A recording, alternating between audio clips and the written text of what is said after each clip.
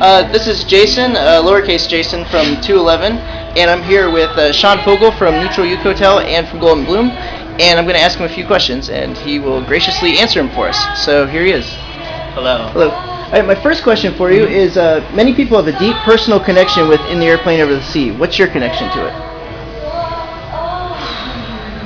I wish there was a one sentence easy answer to that. You know, I think there are a lot of different reasons why it appeals to people in general, and to me specifically.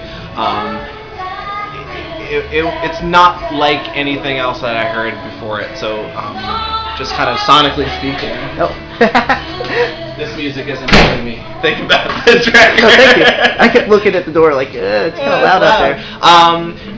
It's not like anything I'd ever heard before. Sonically, it's so different. Arrangement-wise, instrumentation-wise, the energy, the kind of rawness. You know, it's just something that I think what's interesting is that no matter what the meaning behind certain songs are, you know, wherever they came from where they were written, you know, people can kind of put their own meaning behind them, and you know, songs that are dark or songs that are happy can take you through happy times or dark times and things like that. And so, you know, this is a record that for the last, you know, almost 10 years, I think has been, you know, a part of me for no matter what, good times, bad times, ups and downs, and things like that. So it's really hard to explain. I wish I had a better answer for that. That's good. That's good. Right now, Neutral Youth Hotel seems to be getting more attention than Golden Bloom, which is where you play your original songs. Is this troublesome, or is it part of your master plan? It's definitely not troublesome at all. I wish if I had a master plan, I'd probably be better at this whole music industry thing. But I mean, I think it's great. You know, it's successful in the fact that we're able to do what we set out to do, which was to get people together in a room to celebrate something that we love, and just kind of that experience in general has been really amazing. So, you know, cover bands are always going to exist, tribute bands are always going to exist. We're trying to present ourselves as something a little different than that, as more of an experiential thing. Right, less of an imitation and more of a playing their songs. Yeah, exactly. So, you know, it's not troublesome at all that more people will come out to see that than a band they've never heard of. Right. You know, that just makes sense. But what's been great is that, especially for this tour that we're on right now, being able to also play our original music, people have been really, really receptive. And you know, I found over the years that the kind of people who love this record, you know, don't like a very specific genre of music. They're really, really open to things, and they're just kind of passionate about music in general. So we haven't played a show yet where we shared our own original music, and you know, people didn't really, you know, kind of accept it warmly and openly. So that's been great. You know, any opportunity that you have to kind of share things that you love and things that you create together in the same night is something that not a lot of people get to do. So I think that's what's made this tour so far very unique, that we're saying, this is what we love, we know you love it too, we want to share it together.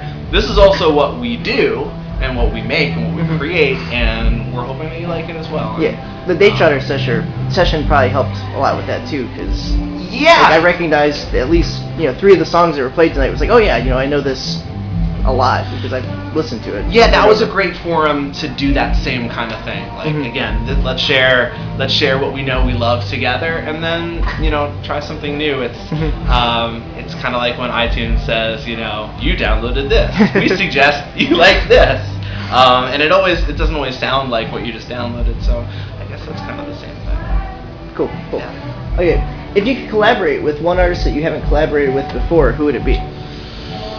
That's tough. You mean like play music together, or even write together, or do anything creatively together? Really, anything. Well, you know, earlier we were talking about Robin Hitchcock earlier, and that show that we got to play with him was really incredible. I'd say now that I've met him a couple times, Scott McCoy, who plays in Robin's band, who also plays in R.E.M. and his band Young Fresh Fellows, and the Baseball Project, who I just saw recently. He's just a powerhouse of pop music and energy and creativity, and I think I'd really get a kick out of that. Cool. what's it like to play in two different bands in one show? Do you feel like you have to be two different people since the music's so different?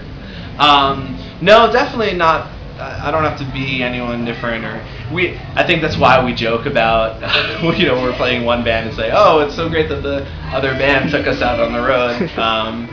But I've done it for actually a long time now. The experience of playing a show where I'm in at least two of the bands on the bill is not new for me. I've been in 5 or 6 different bands for the last couple of years. So come on in, Matt. I like Neutral Youth Hotel and Golden Bloom. I'm just getting stuff. It's all good. It's all good. So yeah, it's actually it's fun. It's great. I love it. It can be exhausting sometimes, but it's, particularly within the context of this tour, it's great. I love it. All right, and one last question. I'm stealing this from one of my Secret friends. It's his name's Joe Penna. Okay. Who would win in a fight, the Hulk or the Hulk's weight in Batman?